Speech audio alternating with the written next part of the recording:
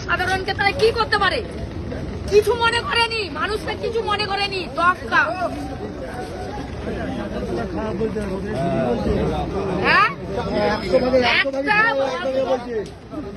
আরে কি করে দাঁড়াবো? মানুষকে সহ্য হচ্ছে না।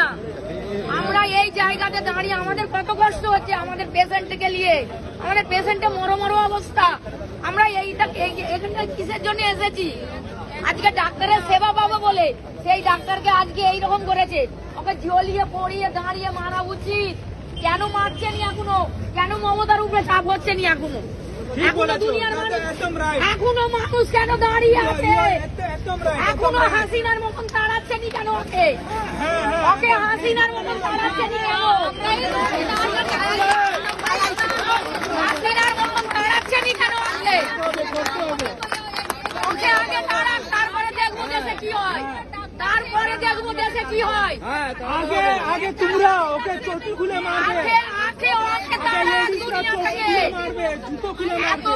এত বড় একে যদি এরকম করতে পারে তাহলে অন্য লোককে কি করতে পারে? আগে মমতাকে এই দেশ থেকে তাড়াক, তাড়াক আগে। আমাদের মহিলারা সুরক্ষা দিচ্ছে না কেন? মা মাটির মানুষ ও মাটির মানুষ। মাকে কি করে বলা যায় মা মাটির মানুষ? মাকে কি করে বলে? আমাদের ডাক্তারদের কাছ থেকে পরিষেবার অসুবিধা হচ্ছে। আমরা একদম টিকতে পারছি না। আমার পেশেন্টকে নিয়ে কালকে আমি কান্নাকাটি, আমি থাকতে পারছি না। আগে মা ও কি মাটির মানুষ, ওকে মমতাকে রেসপেক্ট করুক। মমতার লোকেরা এই কাণ্ডটা করছে। ওদের সাহস, দুর্নীতি, টাকা দুর্নীতি আর পুলিশকে কিনে রেখেছে। পুলিশকে কিনে রেখেছে। কেন কিনে রেখেছে পুলিশকে? পুলিশ কেন স্টেপ নিচ্ছে না? এত দুনিয়ায় পুলিশ আছে, পুলিশ তো নিচ্ছে না। পুলিশ কেন নিচ্ছে না? হাসপাতাল পরিষেবা পাচ্ছে না।